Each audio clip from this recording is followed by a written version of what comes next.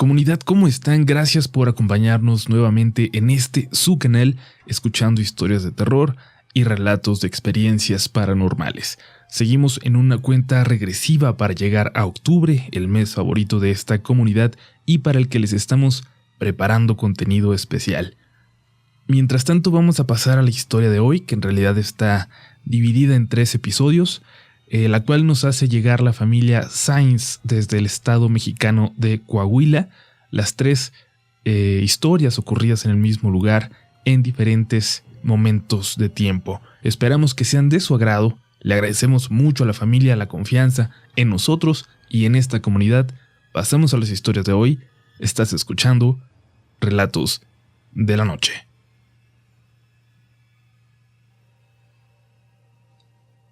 Esta casa parece tener personalidad propia.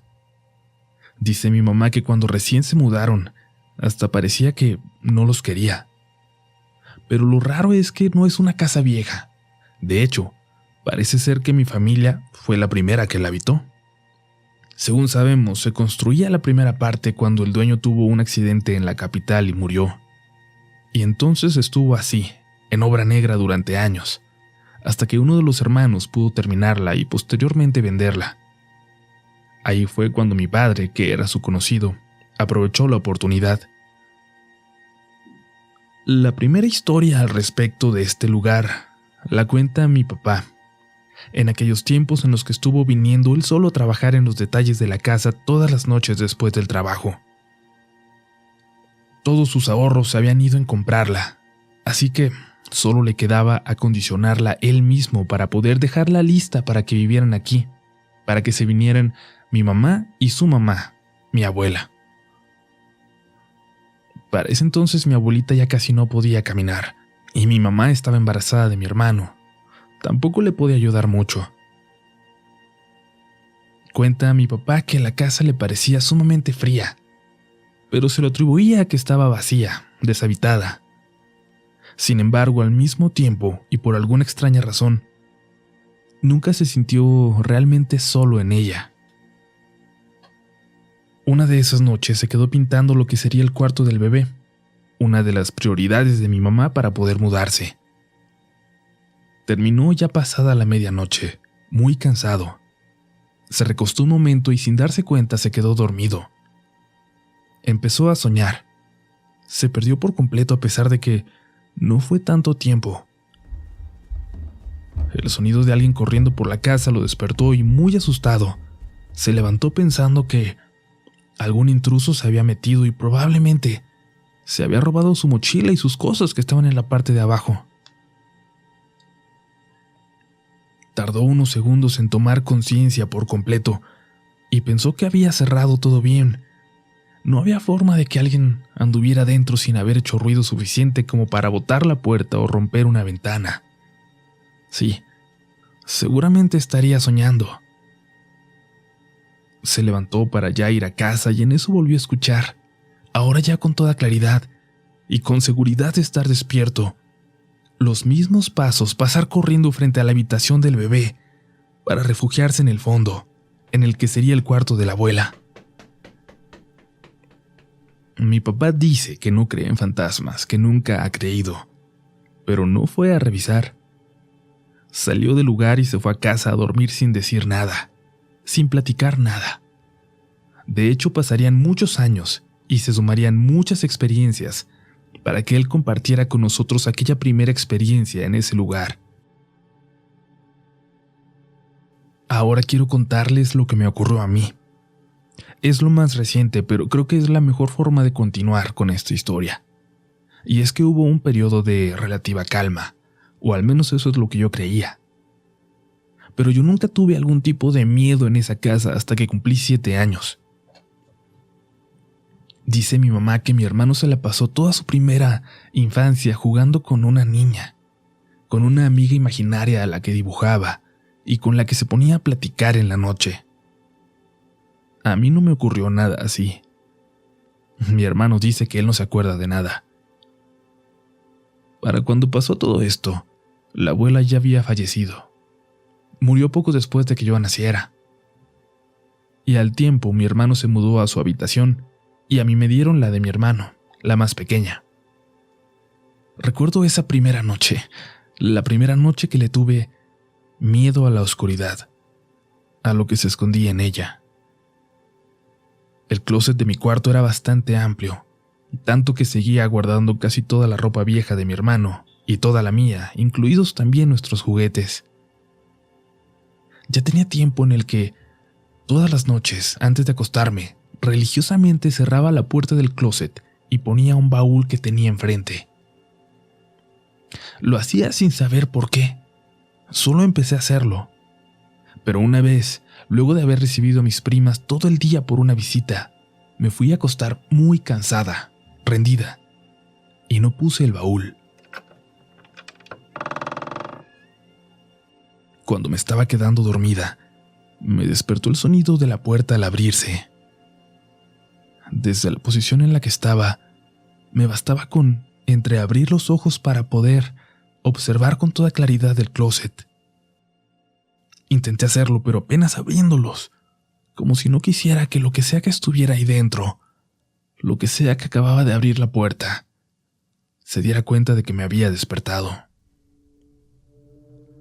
Había alguien. Les juro que había alguien ahí.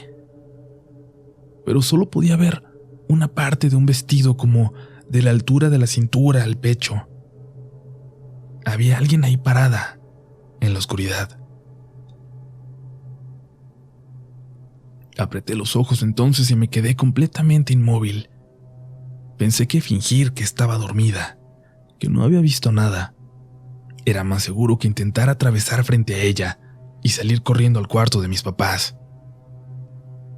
Y entonces empezó a contar. No entiendo cómo ni por qué, pero escuché como si contara en voz muy baja. Lo peor, lo más aterrador es que cada vez escuchaba esa voz más cerca, pero de repente cayó, y muy, muy despacio, la puerta del closet volvió a cerrarse. Yo no me sentía para nada segura porque sabía que a través de las rejillas de la madera podría seguir observándome. Así que hice un esfuerzo y eventualmente me quedé dormida. No me atreví a decir nada hasta que una tarde llegué y mi hermano y mi mamá estaban muy asustados. Mi hermano llegó de entrenar karate unas horas antes y se fue a su cuarto a hacer la tarea. Dijo que sintió como que yo le hubiera pegado con un dedo en la oreja por la espalda y gritó de dolor. Sintió incluso como si le hubieran encajado algo. Empezó a gritarme y dijo que me alcanzó a ver correr hacia mi cuarto. No dejaba de llorar en el pasillo cuando subió mi mamá para ver qué le pasaba.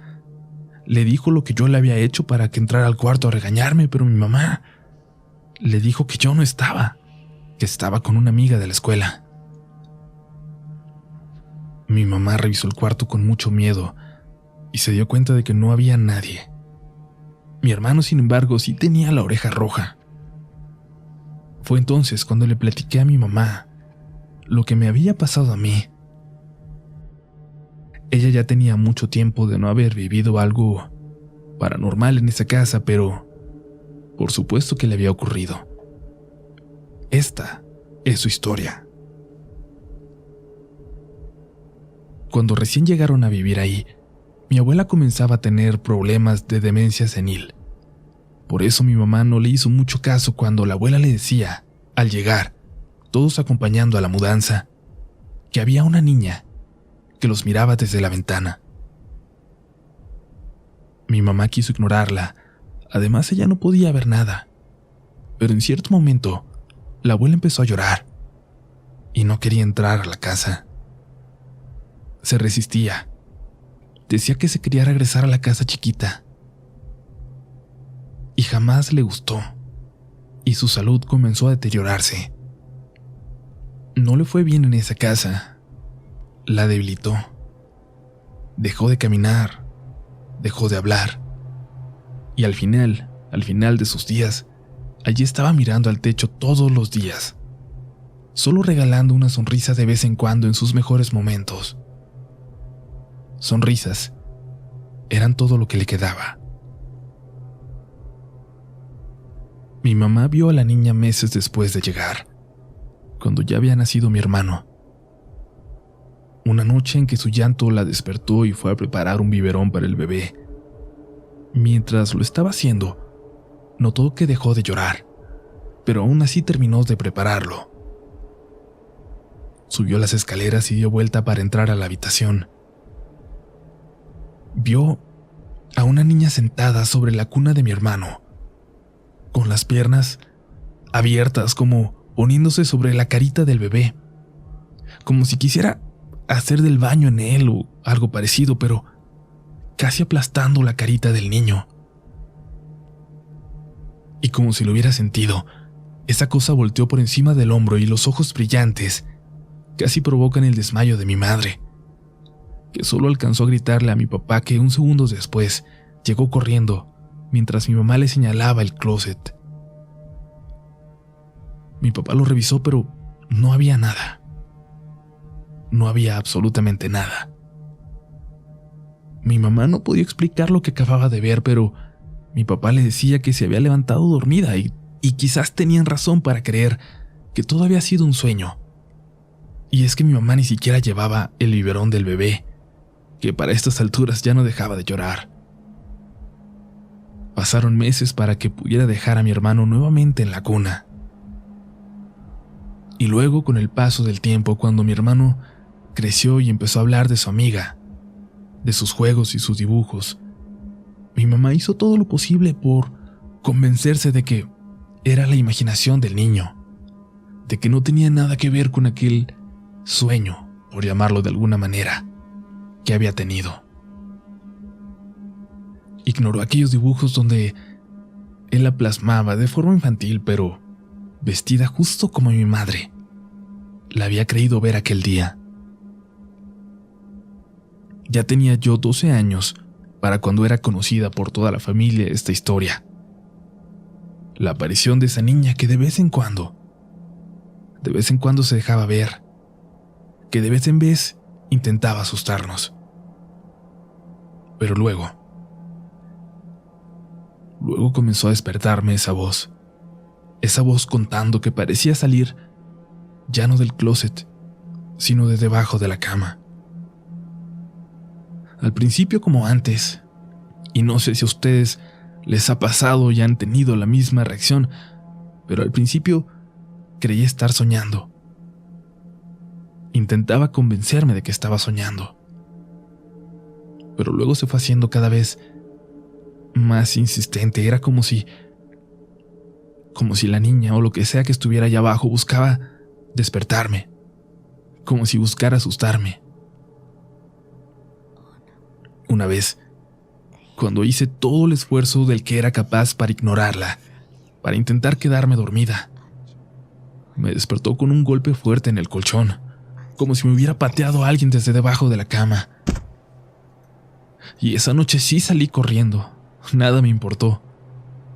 Fue un golpe violento. Sentí por primera vez que me podía hacer daño. Y entonces ocurrió lo más curioso, lo más extraño de esta historia. Cuando mi papá revisó por la mañana, encontró algo debajo de la cama. Un biberón. Un biberón perdido por años, según confirmó mi mamá. Aquel que ella le llevaba a mi hermano, la primera vez que vio aquella aparición. Tenemos que vivir con eso, pero desde entonces ya no han pasado cosas tan graves. Es rara, muy rara a la vez, pero aún, de vez en cuando, puedo escuchar cada vez más despacio esa voz debajo de mi cama.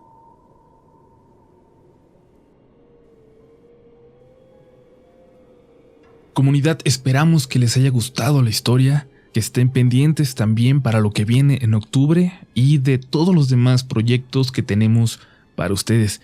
Ya saben que pueden seguirme en Twitter o unirse al grupo de Facebook para estar completamente informados. Los links están en la descripción de este video. No se vayan sin comentar, sin dejarnos pulgar arriba, y si son parte de la comunidad RDLN, su misión como cada domingo es compartir este video con un amigo. Esto fue Relatos de la Noche.